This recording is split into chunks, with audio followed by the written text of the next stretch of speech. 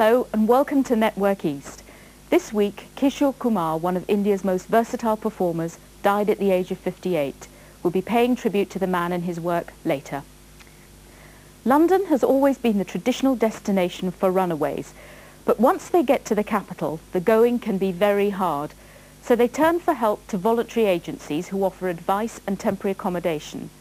Recently, organisations like Alone in London have noticed an increase in the number of young Asians arriving on their doorstep. Yasmin Archer reports. So what can be done to deal with the problem? With me in the studio are Shashi Joshi and Nazli Aslam. They both counsel young people with family problems. Shashi, if I could turn to you first. How do you stop young people from running away in the first place? There is a need to create general awareness in the minds of parents and young people, so that they are able to understand the nature of conflict, appreciate it, and find the skills or develop the skills to handle it themselves. Nazli, do you agree with that? I do agree in principle that that's what would be required, but I find that the parents and the children have a communication gap, and for us to alleviate that is going to be a very lengthy process. So how do you deal with the problem then? Well, the type of counselling that I would take over with a young girl is to find out what the problem is, what the issue is between her and her parent. Mm-hmm. If I feel perhaps that it could be resolved by actually intervening between parent and child and actually going to the parent's home to counsel, I would do that. But I do find it's very difficult, or the children are very reluctant, let's put it, to actually allow me to come home because they're just absolutely petrified of what will happen to them and the consequences that will take place. Shashi, how successful have you been in getting the two parties reconciled? We have quite a large degree of success because our approach is, first of all, try to understand the situation which has brought them up to the point of leaving home. What we do is we create a very sensitive atmosphere in which individuals are not afraid of saying what they want to say. They are encouraged to talk about their fears, their conflicts, their problems of identity, how to live in a new brave world. And once they are able to communicate to their parents, and there comes an appreciation and hopefully is an mutually acceptable compromise. Nazli, how successful have you been in reconciliation? Well, unfortunately, I don't have a record like the gentleman. Do you have a case that you could perhaps focus on? Yes, I do have a case where I, in fact, asked, in this particular case, it was a Muslim young girl, and actually asked a colleague of mine, an elderly colleague, to accompany me to the home because I felt that that would be more respectful in this case, where the father was very, very stringent Muslim. We went to the family after I'd counselled the young girl for at least 5-6 sessions and eventually got her to agree to allow me to accompany her home, where she'd already in fact told me that I doubt if you're going to get any, joy there, but I did go, and I found myself facing barriers that perhaps the daughter faced herself, where he saw me as this young community worker coming in and telling him how to sort of lead his life or how he should bring up his own daughter. Were you successful in the end? No, I wasn't. Unfortunately, I wasn't. He saw the whole issue as something, either the young girl sticks to the rules that I want to have in my home or she leaves. So what more needs to be done? I feel a lot of work has to be done with the parents themselves, and that's a very difficult thing to do because obviously they're not being educated here as the children are into different values and ideas. Shashi, what more needs to be done? There is a need to encourage agencies like Asian Family Conciliation Service. There is a need to encourage more agencies who involve both the young people and the parents in evolving compromises for a new society, for a new challenge. Thank you both very much indeed. V.S. Naipaul and Rohan Kanai are just two of the distinguished names that have emerged from the Indian presence in the Caribbean. It's nearly 150 years since Indians first arrived in the region as indentured labour for sugar plantations. A new book called India in the Caribbean looks back at the impact the community has made since 1838.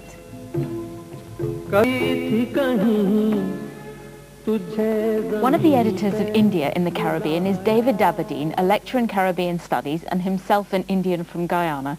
David, welcome to Network East. Thank you, yes. How did you decide to compile the book? Well, I think the main thrust behind the book really was that we felt that it was time, not just because it's the 150th anniversary of the first arrival of Indians to the region, but we thought it was time to correct certain misconceptions about the populations in the Caribbean. And not many people know that the Caribbean is in fact a tapestry of peoples and cultures, and that Indians comprise the majority populations of three major Caribbean countries, namely Trinidad, Suriname, which was Dutch Guyana, and British Guyana, which is now called Guyana. So it was really to provide information for a general readership, because it's one of the great gaps in scholarship. Most of the scholarship has tended to concentrate on the Afro dimension of Caribbean existence. What kind of impact have Indians made on the community there? Well, I think, first of all, let me say it's not a heroic history that we're involved in writing. We're not interested in flexing our muscles, but in telling the truth in an objective way. But the impact, having said that, has been at all levels of human activity, public activity. So that, for example, in the sphere of literature, we have produced two of the finest writers from the region, V.S. Naipaul and Sam Selvin. In the realm of politics, I mean, we must remember that Chetty Jagan pioneered the whole decolonization movement in the region from a Marxist-Leninist position. In terms of international politics, we have people like Sir Sridhar Ramphal, one of the best known of international diplomats. And finally, I mean, in terms of popular culture, you'll find that at least two Caribbean people of Indian origin have captained the West Indies, Rohan Kanai and Kali Charan. So we make, and as you know, cricket is not just a game in the Caribbean, but almost a religion. So by making an impact at that level as well, it indicates levels of integration into the region. What's the relations like between the Indians and the other communities? Well, I think inevitably there has been tensions between the two communities, especially the Afro and the Indo communities. And these are inheritances from the whole process of colonization and decolonization, because let's not forget that the Indians were brought in as scab labor to replace and to suppress wages on plantations for the freed Africans.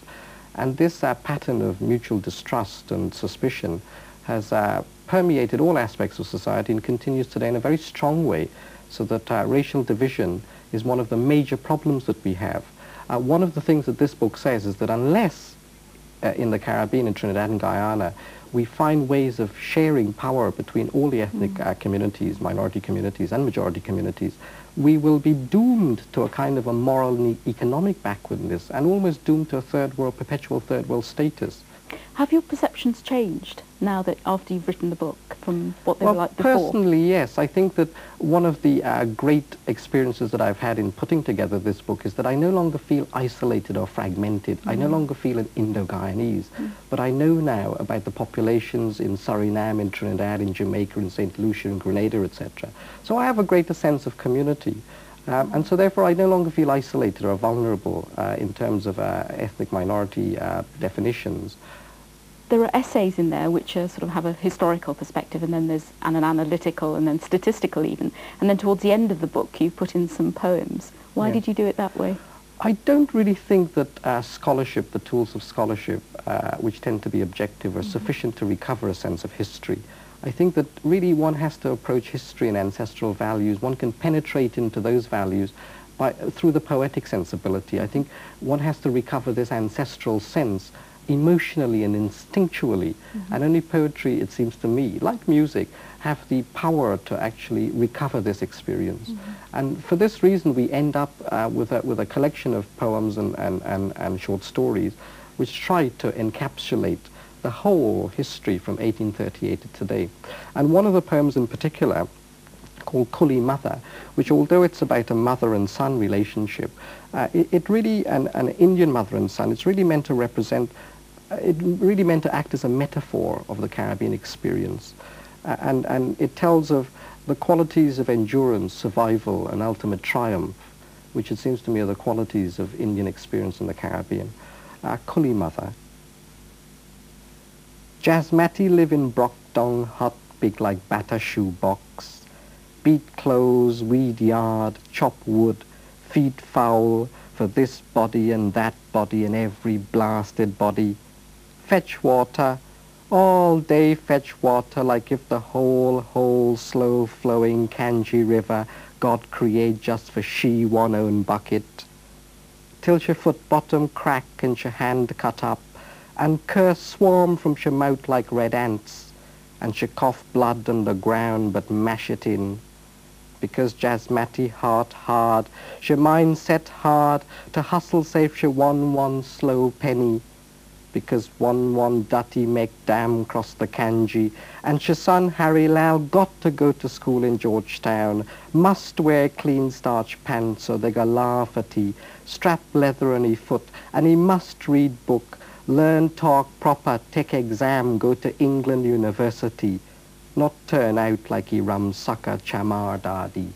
David Davadine, it's been a pleasure talking to you. Thank you.